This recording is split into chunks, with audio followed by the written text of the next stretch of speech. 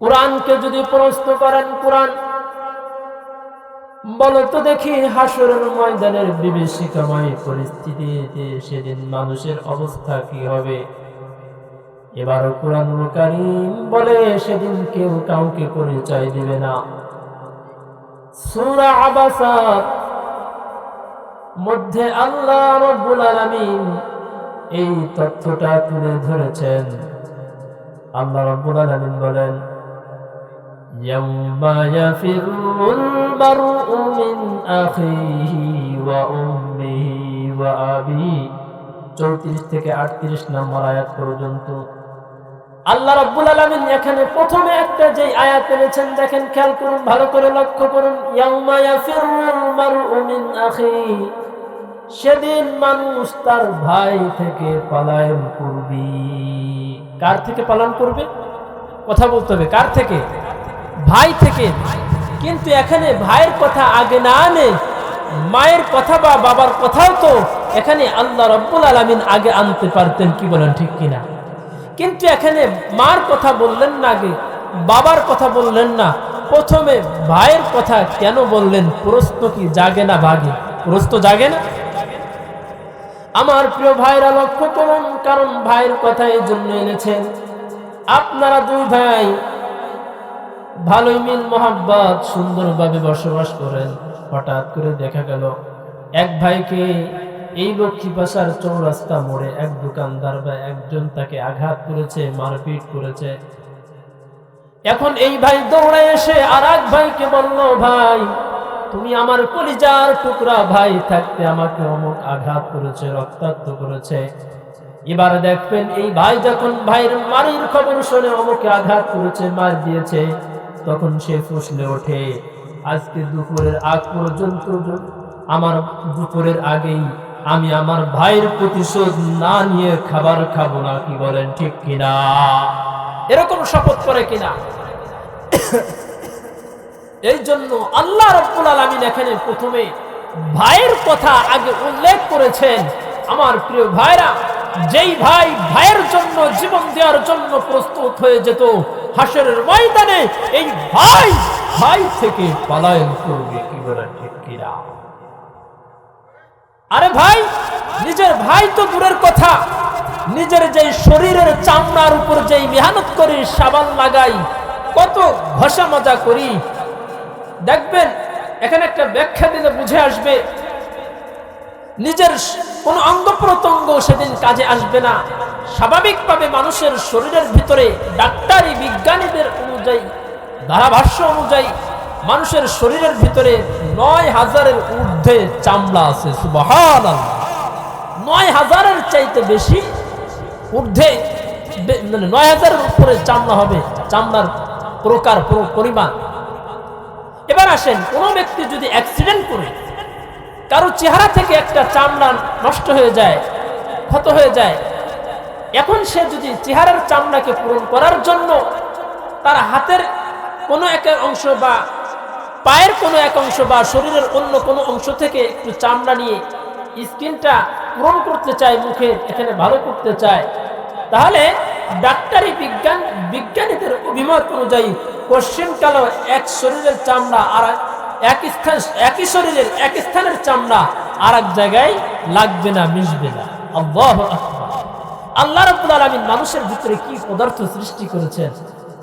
মানুষের নিজের শরীরের চামড়া আর এক স্থানে দুনিয়াতেই কোনো কাজে আসলো না, আর হাসরের ময়দানে কাজে আসবে, এটা তো দূরের কথা, কি বলেন, ঠিক কিনা? হ্যাঁ, একটা অংশের সাথে কিছুটা মিল আছে, সেটা হচ্ছে, ভালো করে খেয়াল করুন, এই যে আঙ্গুলের যে অপর পিঠটা, এই পিঠের চামড়া গর্দানের এই অংশের সাথে কোন রকম মিল আছে।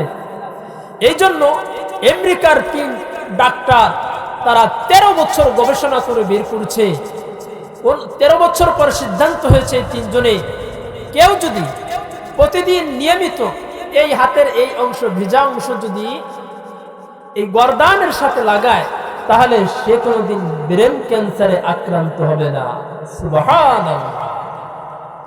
যখন গবেষণাগার থেকে তারা বের হয়েছে, বের হওয়ার পর দেখে মুসলমানরা ওযু করার পর কি জানি একটা করে, গর্দান মাসে ভার করা হয়, এবার তারা দেখে আশ্চর্য হয়ে গেছে, কিরে আমরা 13 বছর ধরে গবেষণা করে এই তথ্যটা বের করলাম যে নাকি প্রতিনিয়ত গর্দান মাসে করবে সে কোনোদিন পাগল হবে না, ব্রেন ক্যান্সারে আক্রান্ত হবে না। ও মুসলমানরা, তোমরা এই বিধান কোথায় পেলে যে এইভাবে গর্দান মাসে করতে হয়? এই ডাক্তারি থিওরি কোথায় পেয়েছো? এবার এই মুসলমানরা উত্তর দিচ্ছে, শোনো, তোমরা তো 13 বছর গবেষণা করে আজকের সিদ্ধান্ত উপনীত হয়েছ যারা এভাবে গর্দান মাসে করবে তারা ব্রেন ক্যান্সারে আক্রান্ত হবে না, পাগল হবে না। ইউরোপ আমেরিকা পাগলের সংখ্যা কেন? কারণ ওদের ওযু নাই, নামাজ কালাম নাই, যার কারণে এই অংশ এখনো লাগে না, এই জন্য ওরা পাগল হয়ে যায়। কি বলেন ঠিক কিনা? আর আমাদের নবী আজ থেকে প্রায় 1450 বছর পূর্বে বলে গিয়েছেন, প্রতিনিয়ত যারা 5 ওয়াক্ত নামাজ পড়বে, 5 ওয়াক্ত নামাজের সময় যারা ওযু করবে সে কোনোদিন পাগল হবে না। সুবহানাল্লাহ! কি ব্যাপার, আপনারা আসলেই উদাই গেছেন? জোর নাই আপনাদের? সকলে বলেন সুবহানাল্লাহ, আরো জোরে সুবহানাল্লাহ। একটু কথা বলতে হবে। আমার প্রিয় ভাইরা, যেই কথা বলতেছিলাম, হাসরের ময়দানে ইয়াউমা ইয়াফিরুল মারউ মিন আখি, 1 নম্বর ভাই ভাই থেকে সেদিন পলায়ন করবে। ওয়া উম্মিহি ওয়া আবি, মা থেকে পলায়ন করবে, বাবা থেকে পলায়ন করবে। সন্তানও মা বাবার পরিচয় দিবে না, বাবা মাও সন্তানের পরিচয় দিবে না। নাম্বার 3, ওয়া সাহিবাতিহি, যেই জীবন সঙ্গিনীর জন্য কত কষ্ট করেছিলেন, মাথার গাম পায়ে ফেলে উপার্জন করেছিলেন, তার সুখের জন্য এই জীবন সঙ্গিনী স্ত্রী সেদিন কোনো কাজে আসবে না, কেউ কারো পরিচয় দিবে না। ওয়াবানিহি, আরে সন্তানের জন্য কে না কি করে? সন্তানের জন্য তো জীবন দেওয়ার জন্য অনেক বাবা প্রস্তুত হয়ে যায়। কি বলেন ঠিক কিনা?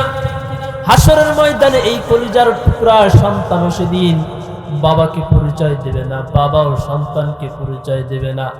শুধু তাই নয়, আল্লাহ রাব্বুল আলামিন বলেন, লিকুল্লি ইমরিইম মিনহুম ইয়াউমাইদিন শাআউন ইউগনি,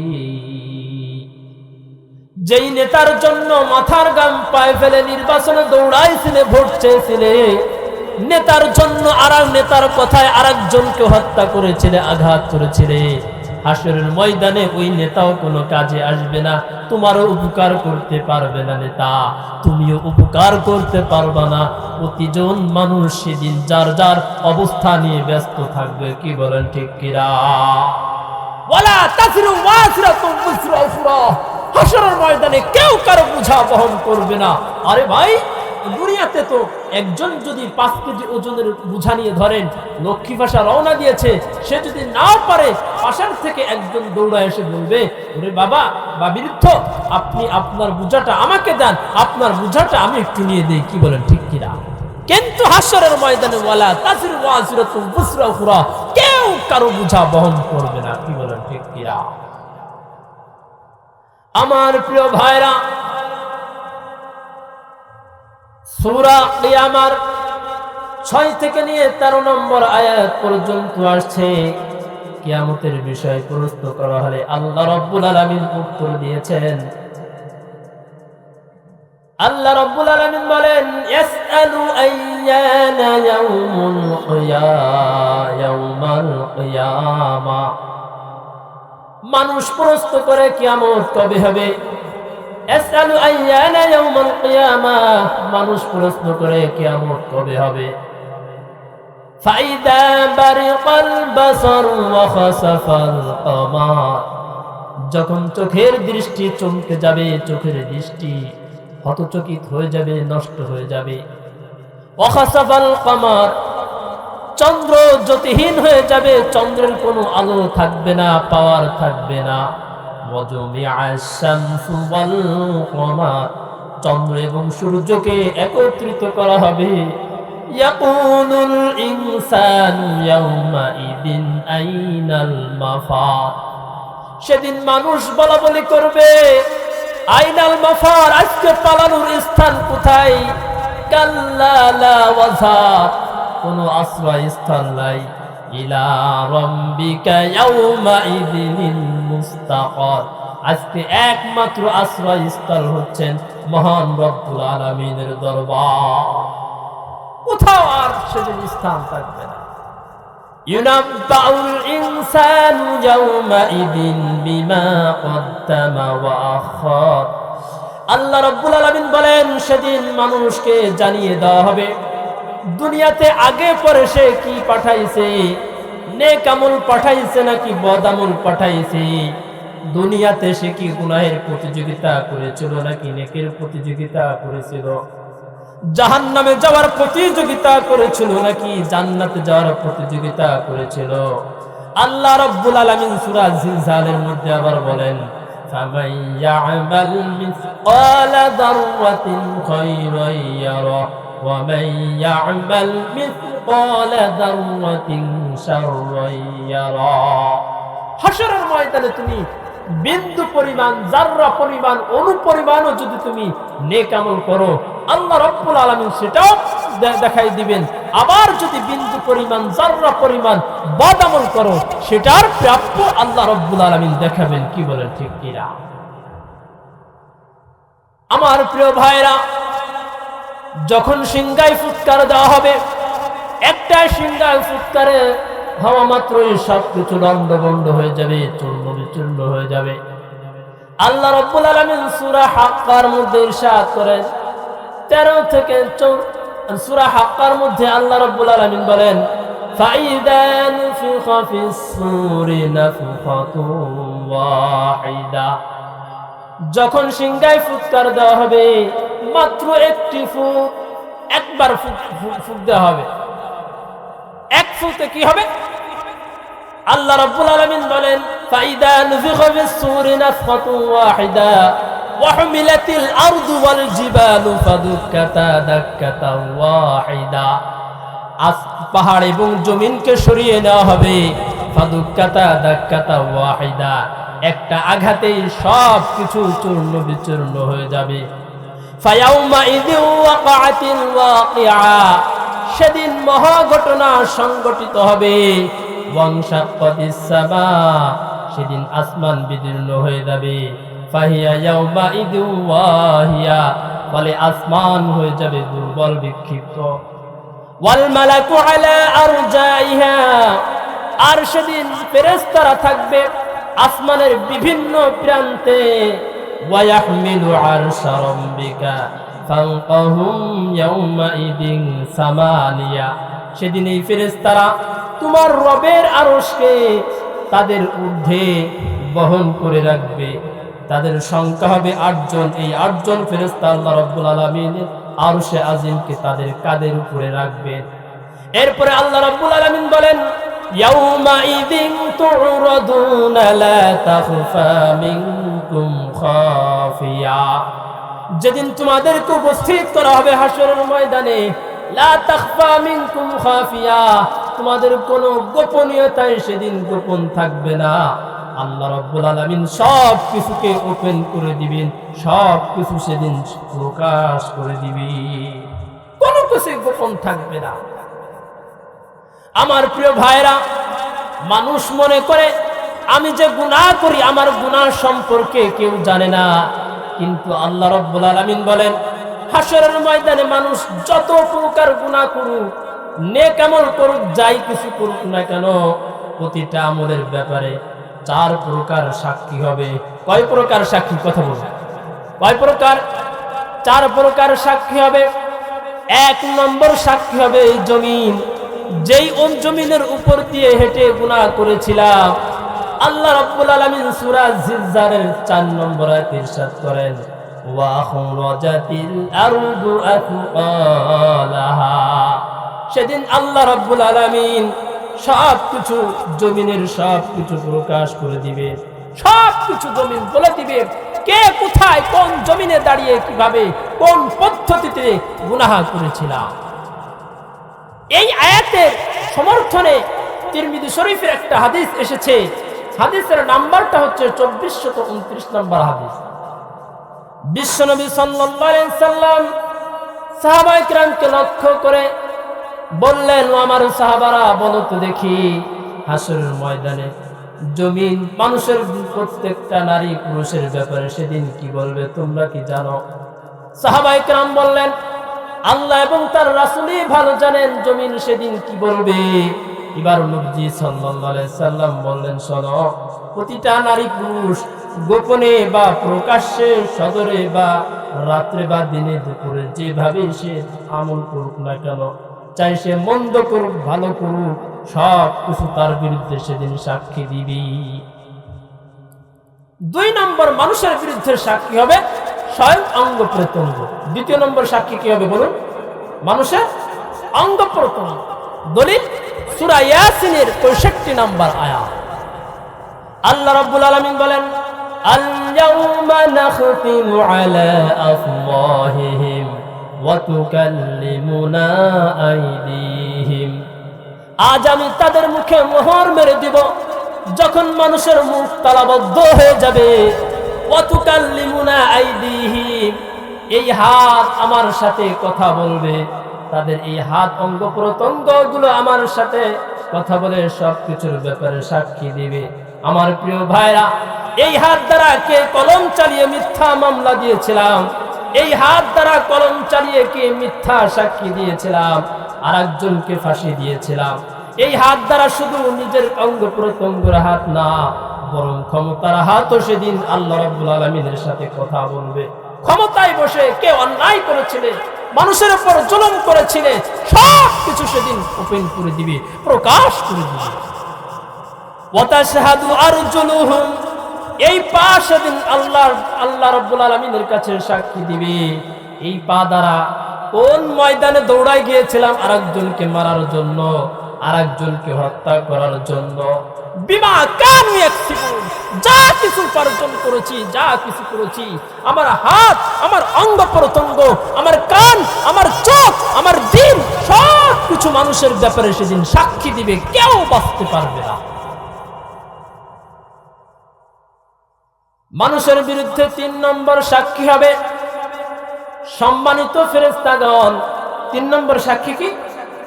সম্মানিত ফেরেশতাগণ, যেই ফেরেশতাকে আল্লাহ রাব্বুল আলামিন সাক্ষী হিসেবে আমাদের কাছে নিয়োজিত করেছেন, যাকে আমরা কিরামান কাতিবিন বলে জানি। আসলে কিরামান কাতিবিন কোনো ফেরেশতার নাম নয়, বরং কিরামান কাতিবিনের শাব্দিক অর্থ হচ্ছে সম্মানিত ফেরেশতা। সম্মানিত ফেরেশতা, এটা যেমন জিবরাইল আলাইহিস সালাম একজন ফেরেশতার নাম। কিরামান কাতিবিন এরকম কোন ফেরেশতার নাম নয়, বরং কিরামান কাতিবিন দ্বারা বোঝানো হয়েছে সম্মানিত ফেরেশতাগণ, লেখক বৃন্দ আমার আপনার সমস্ত আমল পাই টু পাই লিখে রাখছেন। সেদিন আল্লাহ রাব্বুল আলামিন আমার আপনার সব আমলকে সেদিন ওপেন করে দিবে আল্লাহর সামনে। আমার প্রিয় ভাইরা, এই যে ক্যামেরা ভিডিও ধারণ করছে, আপনারা কি বলেন? আজ থেকে 10 বছর পরে যদি এই ভিডিও দেখতে চান, সেদিন কি দেখানো যাবে না? যাবে।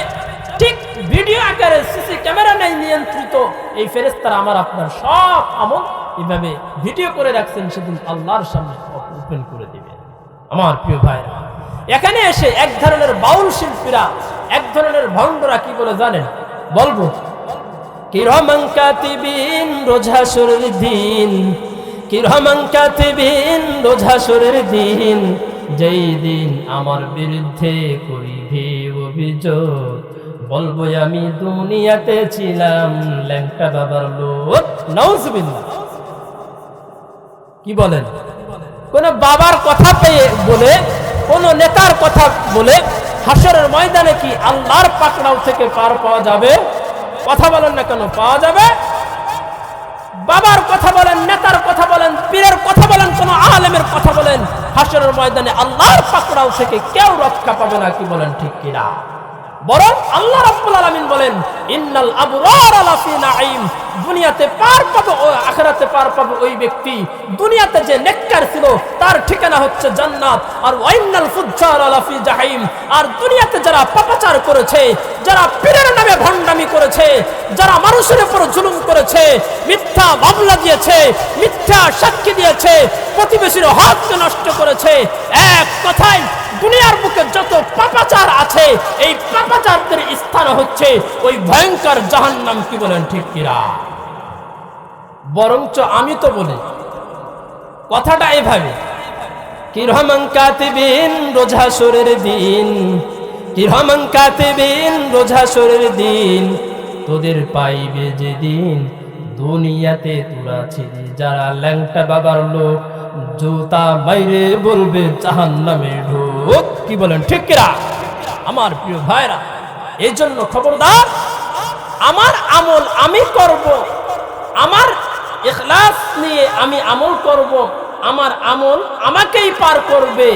অন্যর আমল, অন্যর ক্ষমতা, অন্যর পাওয়ার আমার আখিরাতের ময়দানে কোনো কাজে আসবে না। কি বলেন ঠিক কিনা আমার প্রিয় ভাইরা? মানুষের বিরুদ্ধে চতুর্থ নম্বর সাক্ষী হবে মানুষের স্বয়ং যেই আমল নামাটা, ওই আমল নামাটাই মানুষের বিরুদ্ধে সাক্ষী দিবে।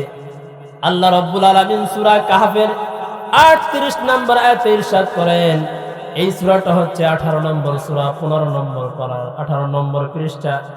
আল্লাহ রাব্বুল আলামিন বলেন, ওয়াউদিআল কিতাবু ফাতারাল মুজরিমিনা মুশফিকিনা মিম্মা ফি,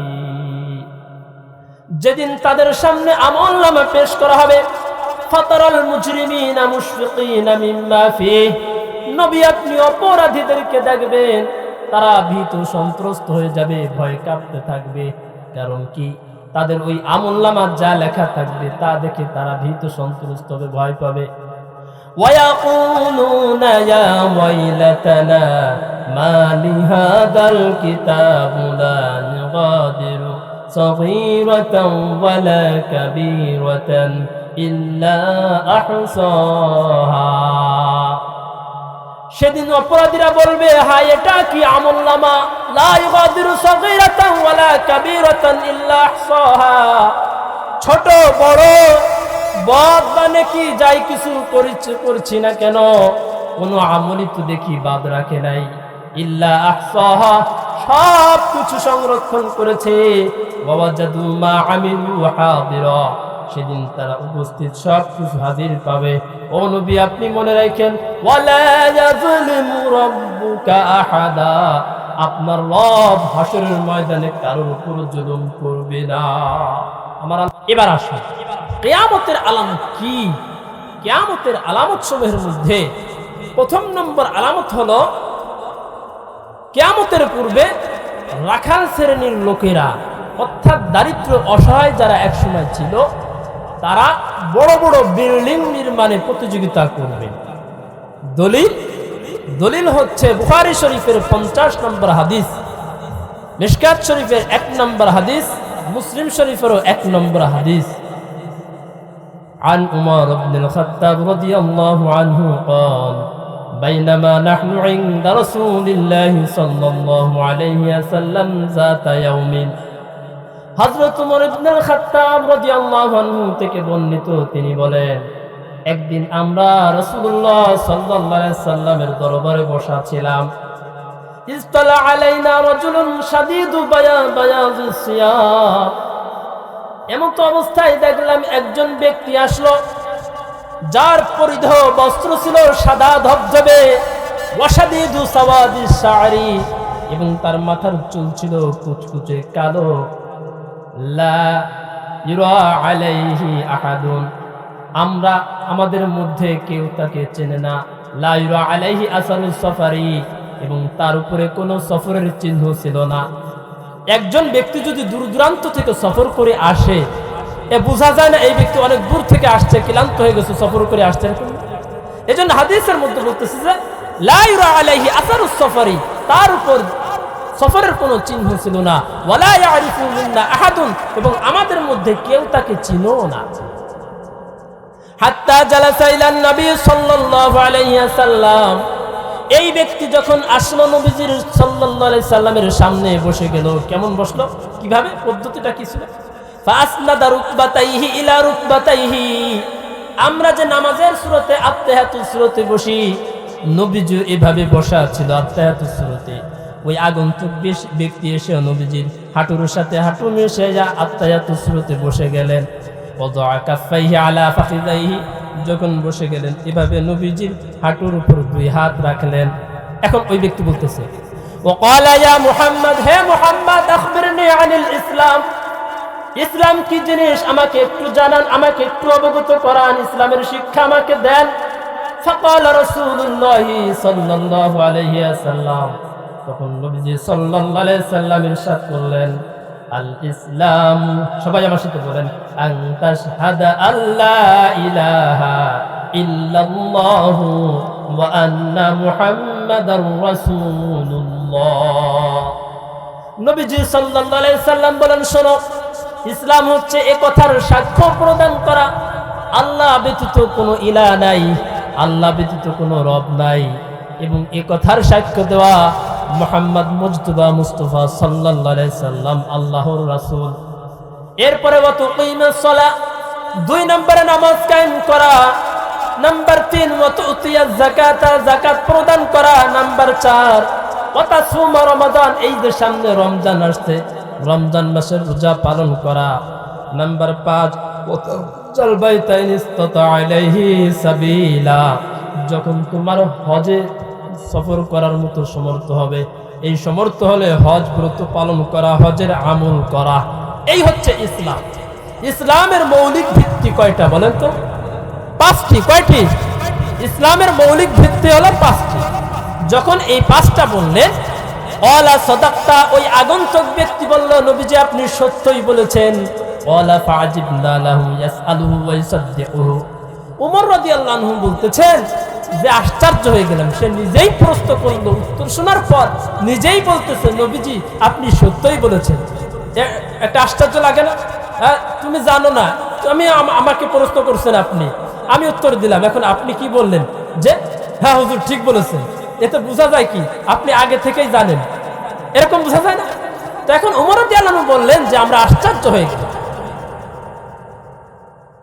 وقال يا محمد اخبرني عن الايمان, এই ব্যক্তি আবার বলল, নবীজি বুঝলাম ইসলাম কি জিনিস, এবার আমাকে 2 নম্বরে ঈমান শিক্ষা দিন, ঈমান কি জিনিস। وقال أن تؤمن بالله وملائكته وكتبه ورسله واليوم الآخر وتؤمن بالقدر خيره وشره। এবার নবীজি বললেন, ও আগন্তুক শোনো, ঈমান হচ্ছে 1 নম্বরে ইন্নাল্লাহ আন তুমিনা বিল্লাহ, 1 নম্বরে আল্লাহর প্রতি ঈমান আনা। 1 নম্বরে কার উপর ঈমান আনা? আল্লাহর প্রতি ঈমান আনা। 2 নম্বরে ওয়া মালাইকাতিহি, ফেরেশতাদের প্রতি ঈমান আনা। নাম্বার 3 ওয়া কুতুবিহি, আল্লাহ রাব্বুল আলামিন যত কিতাব অবতীর্ণ করেছেন সমস্ত কিতাবের প্রতি ঈমান আনা। ওয়া রাসূলিহি, নাম্বার 4 আল্লাহর রাসূলের সমস্ত রাসূলগণের প্রতি, নবীদের প্রতি ঈমান আনা। নাম্বার 5 ওয়াল ইয়াউমিল আখিরি, আখিরাত দিবসের প্রতি ঈমান আনা। ওয়া তুমিনা বিল কদারি খাইরিহি ওয়া শাররিহি, নাম্বার 6 আল্লাহ রাব্বুল আলামিনের পক্ষ থেকে যা কিছু হোক না কেন আমার জীবনে, ভালো হোক মন্দ হোক, এগুলো আল্লাহর পক্ষ থেকেই হয়, এগুলোর প্রতি ঈমান আনা। ওয়াকালা, ওই ব্যক্তি বলল, সাদাক্তা, নবীজি আপনি সত্যই বলেছেন। এরপরে 2 নম্বরে প্রশ্ন করল, ওয়াকালা ইয়া মুহাম্মদ আখবিরনি আনিল ইহসান, ও মুহাম্মদ আমাকে ইহসান সম্পর্কে অবগত করান, ইহসান কি জিনিস। এবার নবীজি বলতেছেন, শোনো, আন তা'বুদাল্লাহা কাআন্নাকা তারাহু ফাইন লাম তাকুন তারাহু ফাইন্নাহু ইয়ারাকা। ও আগন্তুক, ইহসান হচ্ছে তুমি এমন ভাবে আল্লাহর ইবাদত করবা যেন আল্লাহ রাব্বুল আলামিন তোমাকে দেখছেন, যেন যদিও তুমি তাকে দেখতে পাচ্ছ না কিন্তু স্বয়ং আল্লাহ রাব্বুল আলামিন তো তোমাকে দেখছেন। বলেন আমি এমন ভাবে ইবাদত করব, বলেন আমি এমন ভাবে ইবাদত করব, কথা বলেন না কেন, আমি এমন ভাবে ইবাদত করব যেন আল্লাহ রাব্বুল আলামিন আমাকে দেখছেন, যেন আল্লাহ রাব্বুল আলামিন আমাকে দেখছেন। এখানে গুরুত্বপূর্ণ একটা কথা ভালো করে খেয়াল করুন।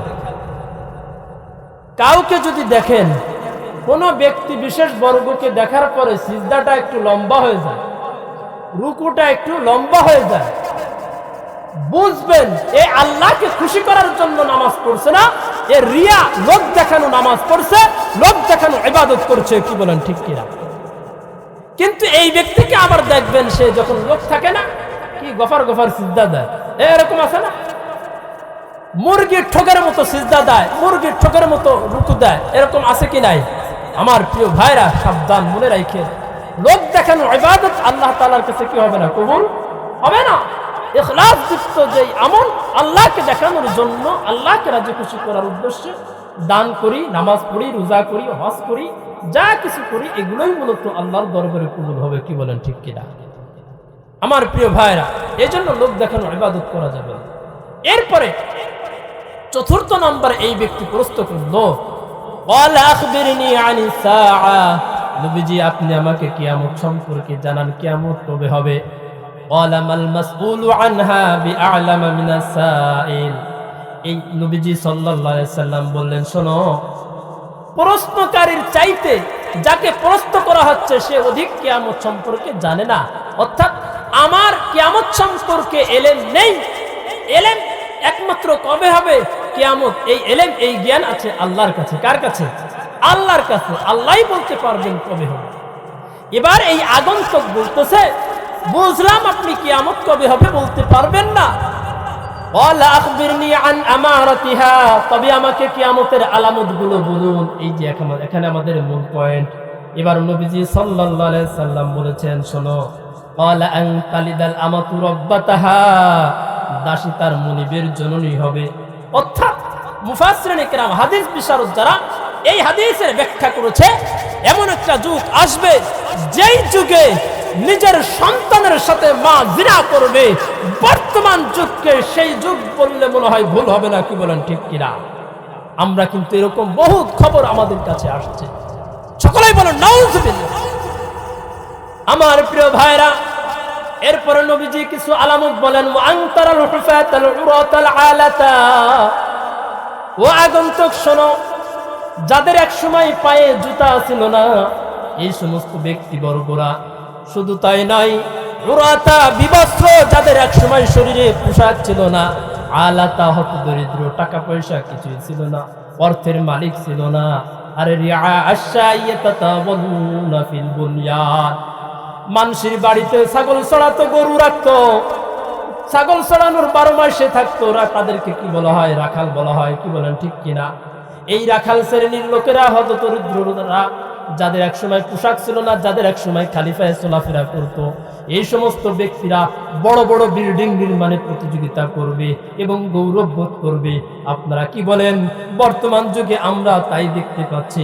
এক সময় মাঠে কাজ করেছে, ছাগল রেখেছে, গরু রেখেছে, রাখালগিরি করেছে, আজকে তাদের বাজারে বড় বড় বিল্ডিং, এরকম বিশাল টাকার পাহাড়, অট্টালিকা। কি বলেন, ঠিক কিনা? বর্তমান সেই যুগটা। ক্বালা সুম্মা ইনতালাকা, ওমর রাদিয়াল্লাহু আনহু বলেন, ওই ব্যক্তি চলে গেল। ফালাবিস্তু মালিয়ান, আমি নবীজির দরবারে কিছু সময় অবস্থান করলাম। সুম্মা ক্বালা লি, নবীজি আমাকে বললেন, ইয়া উমর আতাদরি মানিস সাইল, ওমর তুমি জানো এই আগন্তুক কে? কুলতু আল্লাহু ওয়া রাসূলুহু আ'লাম। এবার ওমর রাদিয়াল্লাহু আনহু বললেন, আমি আল্লাহর নবীকে উত্তর দিলাম, আল্লাহ এবং তার রাসূলই ভালো জানেন এই আগন্তুক কে। ক্বালা ফাইন্নাহু জিবরিল। এবার নবীজি সাল্লাল্লাহু আলাইহি সাল্লাম বলেন, ও ওমর শোনো, এই ব্যক্তি হচ্ছে জিবরাইল আলাইহিস সালাম। সুবহানাল্লাহ। ইউআল্লিমুকুম দীনাকুম, আতাকুম ইউআল্লিমুকুম দীনাকুম, সে তোমাদের কাছে এসেছিল তোমাদেরকে দ্বীন শিক্ষা দেওয়ার উদ্দেশ্যে। কি শিক্ষা দেওয়ার উদ্দেশ্যে? দ্বীন শিক্ষা দেওয়ার উদ্দেশ্যে আল্লাহ রাব্বুল আলামিন জিবরাইল আলাইহিস সালামকে পাঠাইছেন।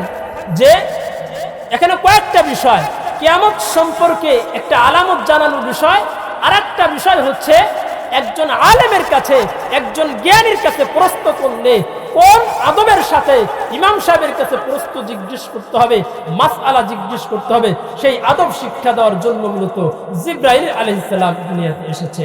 আজকে তো আমাদের মাঝে আদব নাই, বেয়াদবের মতো ওলামায়ে কেরামের সাথে দেখা যায় অনেক প্যান্ডেলে পর্যন্ত মারামারি বেঁধে যায়। এভাবে বক্তাকে লক্ষ্য করে পাবলিক একজন একটা কথা বলছে, হুট করে মারামারি শুরু হয়ে গেছে। কি বলেন, ঠিক কিনা? আমার প্রিয় ভাইরা, এই জন্য আমাদের আদব বজায় রাখতে হবে, বক্তারা আদব বজায় রাখতে হবে, শ্রোতাদের আদব বজায় রাখতে হবে, ইমাম সাহেবের আদব বজায় রাখতে হবে, মুসল্লিদেরকে আদব বজায় রাখতে হবে। কি বলেন, ঠিক কিনা? সবারই সুন্দরভাবে শিষ্টাচার বজায় রাখতে হবে। নাম্বার 2 হাদিস, যে কিয়ামতের আলামত কি? কিয়ামতের পূর্বে জিনা ব্যভিচার বৃদ্ধি পাবে। দলিল বুখারী শরীফের 80 নম্বর হাদিস। আন আনাস ইবনে মালিক রাদিয়াল্লাহু আনহু قال قال رسول الله صلى الله عليه وسلم হযরত আনাস ইবনে মালিক রাদিয়াল্লাহু আনহু থেকে বর্ণিত, নবীজি সাল্লাল্লাহু আলাইহি সাল্লাম ইরশাদ করেছেন, ইন্না মিন আশরাতিস সাআ, কিয়ামতের শর্ত সমূহের মধ্যে, কিয়ামতের আলামত সমূহের মধ্যে কিছু আলামত। কি আলামত? আইয়ুরফাআল ইলমু, আলেমের মৃত্যুর মাধ্যমে ইলমকে উঠিয়ে নেওয়া হবে। আমার প্রিয় ভাই, আমরা তো দেখতে পাই আল্লামা আহমদ শফি সাহেব রাহমাতুল্লাহ আলাইহি আমাদের মাঝ থেকে বিদায় হয়ে গেল। জুনায়েদ বাবনগরী রাহমাতুল্লাহ আলাইহি আমাদের মাঝ থেকে বিদায় হয়ে গেছেন। আমার প্রিয় ভাইরা, বারিদারার হুজুর আমাদের মাঝ থেকে বিদায় হয়ে গেছেন। মুফতি আমিনী রাহমাতুল্লাহ আলাইহি আমাদের মাঝ থেকে বিদায় হয়েছেন। এভাবে ঘোড়ঢাঙ্গার অনেক বড় বড় আলেমরা আমাদের মাঝ থেকে বিদায় হয়েছেন। কিছুদিন পূর্বে ঢাকার হুজুর মারা গেছেন। কি বলা ঠিক কিনা?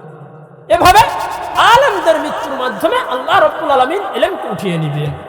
ওয়ায়াসবুতুল জাহলু, যখন ইলম উঠে যাবে তখন জাহালাতের সংখ্যা বৃদ্ধি পাবে। এভাবে মূর্খতার সংখ্যা বৃদ্ধি পাবে।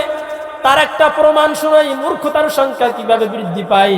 কখনো মূর্খতার সংখ্যা বৃদ্ধি পাবে এভাবে যে শিক্ষা সিলেবাসের ভিতরে ইহুদি খ্রিস্টানদের এমন কিছু থিওরি ঢুকে দেওয়া হবে, যেমন নাকি বর্তমান সমাজে, বর্তমান সিলেবাসে আপনারা জানেন শরীফ এবং শরীফা নামে একটা গল্প ঢুকাই দেওয়া হয়েছে। কি বলেন ঠিক কিনা? যাকে ট্রান্সজেন্ডার বলা হয়, অর্থাৎ লিঙ্গ পরিবর্তন।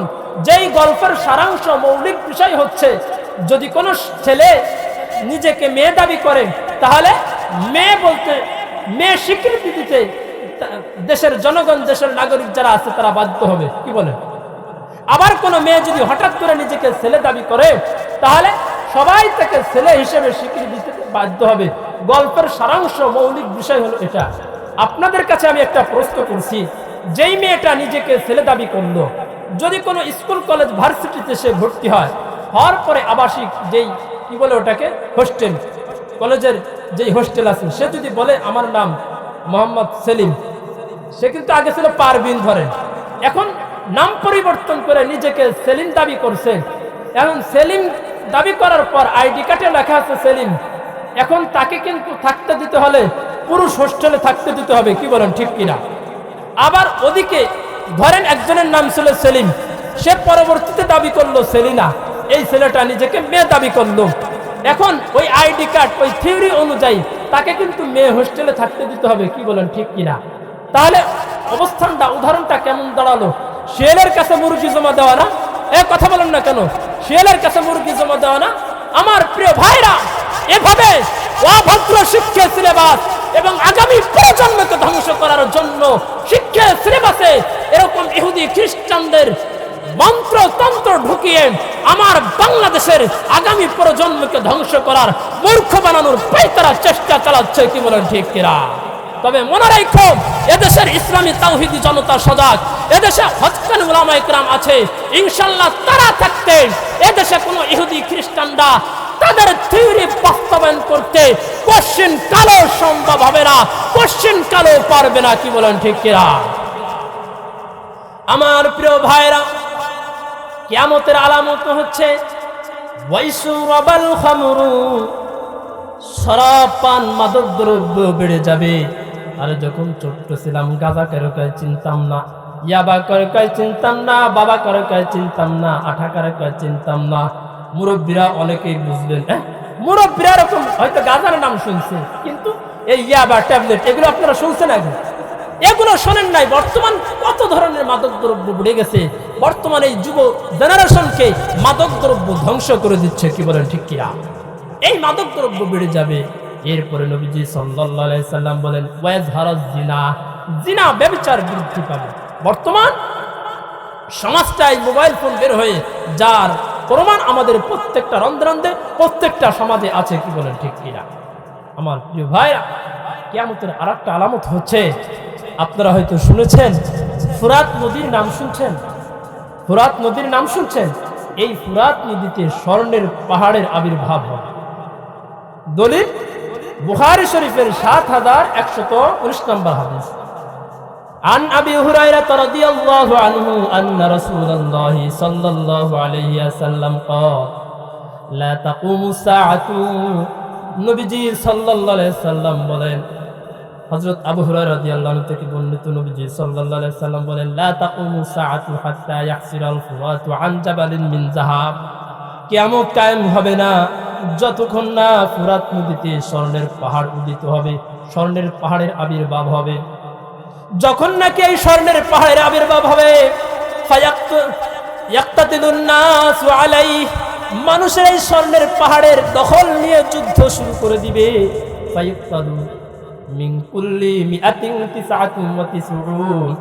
এবং ওই যুদ্ধে প্রতি 100 জনের 99 জন নিহত হবে, 99 জন মারা যাবে।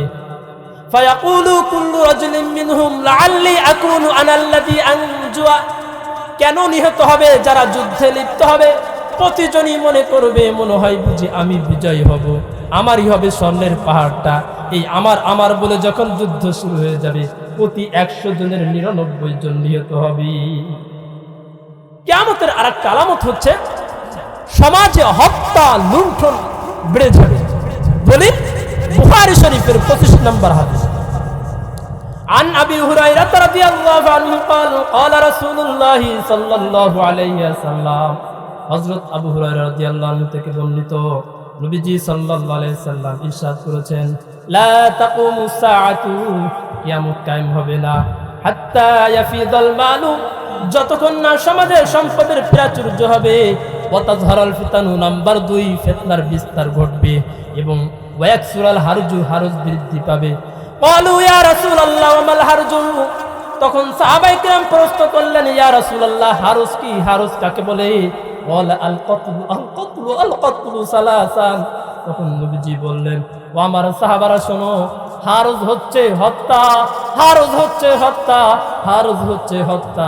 এই কথাটা তিনি 3 বার বলেছিলেন। তিরমিজি শরীফের অন্য হাদিসের মধ্যে আসছে, লা ইয়াদরিল কাতিলু ফি আইয়ি শাইইন কাতালা, কিয়ামতের পূর্বে মানুষের অবস্থাটা এমন হবে যে নাকি হত্যাকারী সে বুঝবে না কোন অপরাধের কারণে তার বিপক্ষকে নিহত করলো, হত্যা করলো। এরপরে লা ইয়াদরিল মাকতুলু ফি আইয়ি শাইইন কুতিলা, যেই ব্যক্তি নিহত হতে যাচ্ছে, যাকে খুন করা হচ্ছে, যাকে ফাঁসি দেওয়া হচ্ছে, ওই ব্যক্তিও জানে না কেন আমাকে খুন করা হচ্ছে। আমার প্রিয় ভাইরা, আপনারা কি বলেন, বর্তমান কি সেই যুগটা আসছে কি নাই? আমার প্রিয় ভাইরা, মানুষের কোনো কারণ ছাড়াই সাধারণ 2 টাকার বাদাম কিনা বেচা নিয়ে এত ওই মাহফিলের ময়দানেও আমরা দেখেছি মারামারি খুনোখুনি পর্যন্ত হয়ে যায়। কি বলেন, ঠিক কিনা? এই জন্য প্রিয় ভাইরা, আমার আপনার দ্বারা সমাজে এমন কোনো কাজ করা যাবে না যেই কাজের দ্বারা বুঝায় যে আমি নিজেই একটা কিয়ামতের আলামত। নাউজুবিল্লাহ। আল্লাহ রাব্বুল আলামিন আমাদেরকে সকল প্রকার ফিতনা থেকে হেফাজত করুন, সকলেই বলুন আমিন। আমার প্রিয় ভাই, পরপর এইভাবে খালি ফিতনার উপর ফিতনা একের পর এক আসতেই থাকবে, আসতেই থাকবে।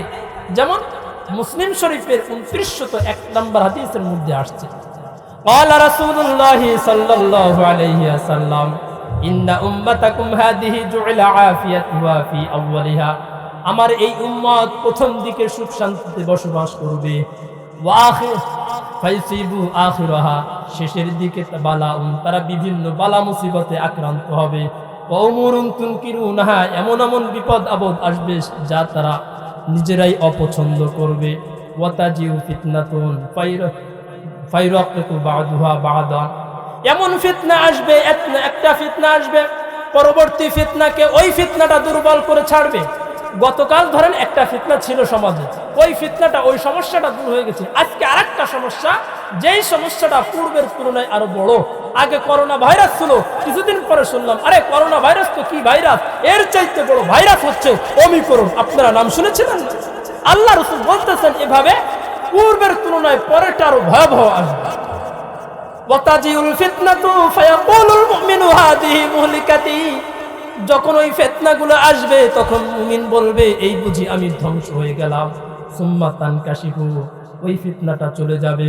ওয়াতাজিউল ফিতনাতু, আবার আরেকটা ফিতনা আসবে, এবার ফায়াকুলুল মুমিনু হাযিহি হাযিহি, আর এই ফিতনায় আমি শেষ হয়ে যাব, আর এই ফিতনায় বুঝি আমি শেষ হয়ে যাব। এরপরে নবীজি বললেন, দেখেন কি বলেছেন, ফামান যুহজিয়া আনিন নারি ওয়া দুখিলাল জান্নাতা, ও আমার উম্মতরা এমত অবস্থায় যে নাকি জাহান্নাম থেকে দূরে রেখে জান্নাতে প্রবিষ্ট হতে চায়, জান্নাতে যেতে চায়, ফালইয়াতি মানিয়াত ফালতাতি মানিয়াত ফালইয়াতি মানিয়াতুহু ওয়া হুয়া ইউমিনু বিল্লাহি ওয়াল ইয়াউমিল আখির, সেই জন্য এমত অবস্থায় মৃত্যুবরণ করে আল্লাহ এবং আল্লাহর রাসূলের উপর ঈমান রাখা অবস্থায় যেন মৃত্যুবরণ করে। আর হাশরের ময়দানে তার সাথে যেমন ব্যবহার করাটা সে ভালোবাসে, সে যেমন আল্লাহ আমার সাথে হাশরের ময়দানে ভালো ব্যবহার করুক, আল্লাহ আমাকে জান্নাত দিক, আল্লাহ আমাকে অতি ফুলসিরাত দ্রুত গতিতে সহজভাবে পার করে দিক, এরকম কামনা যে করে দুনিয়াতে সে মানুষের সাথে যেন ওইরকম ভালো ব্যবহার করে। কি বলেন? আমি মানুষের সাথে দুর্ব্যবহার করব, মানুষের জমি মাইরে খাবো, বোনের জমি ফাঁকি মেরে খাবো, ভাইয়ের সম্পত্তি আত্মসাৎ করব, একজনের বিরুদ্ধে মিথ্যা মামলা দিব, মিথ্যা সাক্ষী দিব, আরেকজনকে হত্যা করব, আর আল্লাহর কাছে আমি তামান্না করব, আল্লাহ তুমি আমারে জান্নাত দাও। এই ব্যক্তি হচ্ছে দুনিয়ার মধ্যে সবচাইতে বড় বোকা। কি বলেন ঠিক কিনা? আমার প্রিয় ভাইরা, এজন্য সাবধান। সমাজে এমন কোনো কাজ করা যাবে না যার দ্বারা আমার দ্বারাই বুঝায়, আমার কাজের দ্বারা বুঝা ও এমন একটা কাজ করছে। আল্লাহর নবী না বলেছিল যে কিয়ামতের পূর্বে এই আলামতগুলো হবে, এই খারাপ কাজগুলো হবে, ওই নিজেই সেই খারাপ কাজের আলামত, ও নিজেই তার খারাপ কাজের দলিল। আল্লাহ রাব্বুল আলামিন এ ধরনের আমল থেকে, এ ধরনের খারাপিয়াত থেকে আমাকে আপনাকে গোটা জাতিকে, গোটা দেশকে হেফাজত করুন। সকলেই বলেন আমিন। বাকি কথা হলো, কেন আমরা এই গুনার কাজ করব? কেন মানুষের ক্ষতি করব? আমার প্রিয় ভাইরা, দুনিয়াতে আমরা কি চিরস্থায়ী নাকি অস্থায়ী? কয়দিনের জন্য? নির্দিষ্ট টাইম আছে? নির্দিষ্ট কোনো টাইম নেই। আমার প্রিয় ভাইরা, দেখেন কার জমি মেরে খাবো, কাকে ফাঁকি দিব। হাদিসের মধ্যে আসছে ইদা হুমিলাতিল জানাযাতু ফাওকাল আনাকি তুরাফরিফুর রূহু। আমি তরজমা বলতেছি। যখন জানাজার দাফনকে, যখন জানাজা ব্যক্তিকে যখন কবর স্থানের দিকে নিয়ে যাওয়া হয়, সে কি বলে জানেন? ইয়া আহলি, হে আমার পরিবার পরিজন, ইয়া আওলাদি, হে আমার সন্তানাদি, ইয়া জাওজাতি, হে আমার স্ত্রী, হে আমার অমুক তমুক। শোনো, ভালো করে শোনো, হালাল হারামের মাঝে পার্থক্য না করে অনেক সম্পদ উপার্জন করেছিলাম। এই সম্পদগুলো আমি দুনিয়াতে রেখে এসেছি, আজকে তোমরা ভাগ বটোয়ারা করে নিয়েছো। কি বলেন? মানুষ মরে যাওয়ার পরে যত সম্পদ থাকে তার সঙ্গের সাথে হয় না, সব কিছু কিন্তু ওয়ারিসরা মালিক হয়ে যায়। কি বলেন ঠিক কিনা? লা তুগররান্নাকুমুদ দুনিয়া কামা গররাতনি। সাবধান, এই ধন সম্পদ যেন তোমাদেরকে ধোঁকায় না ফেলে, যেমনটা আমাকে ধোঁকায় ফেলেছে। ফাইন্নী জামাআতুল মালা মিন হালালিন ওয়া হারামিন ফালমানু লাকুম ওয়াল হিসাবু আলাইয়া।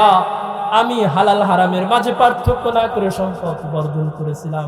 ওই সম্পদের মালিক আজকে তোমরা, কিন্তু আমি কবরে আসার সাথে সাথে ওই সম্পদগুলো কিভাবে উপার্জন করেছিলাম আমি সলিমুদ্দিনের হিসাব বুঝে দেওয়া লাগতেছে। আমার প্রিয় ভাইরা, এই হাদিসকে যদি সামনে রেখে বলি যে নাকি নিজের মালের খবর নেয় না, নিজের সম্পত্তির খবর নেয় না, আর একজনের সম্পত্তির খবর নেয়, এই ব্যক্তি সমাজের মধ্যে কি বোকা না? নিজের বাড়ির খবর নাই, নিজের জমির খবর নাই, আর একজনের জমির পাহারা নাই, বোকা না? আমার প্রিয় ভাইরা, ভালো করে খেয়াল করুন। আমার মালের খবর নাই, আমি আর একজনের জমির পাহারা দিচ্ছি, আর একজনের বাড়ির পাহারা দিচ্ছি, কারণ মরার পরে এই বাড়ি আমার নয়। কি বলেন ঠিক কিনা? আমার ব্যাংকের যে টাকাগুলো আছে, এই সম্পত্তি আমার নয়, যা কিছু আছে এগুলো আমার কিছুই থাকবে না, আমার বলতে কিছুই নাই। আমার ওটাই যেটা আমি আখিরাতে আমল করে পাঠাবো, নামাজ রোজা হজ যাকাত, বিশেষ করে দান সৎকার মাধ্যমে আখিরাতের ব্যাংকে পাঠাবো, ওটাই কিন্তু আমার থেকে যাবে। কি বলেন ঠিক কিনা?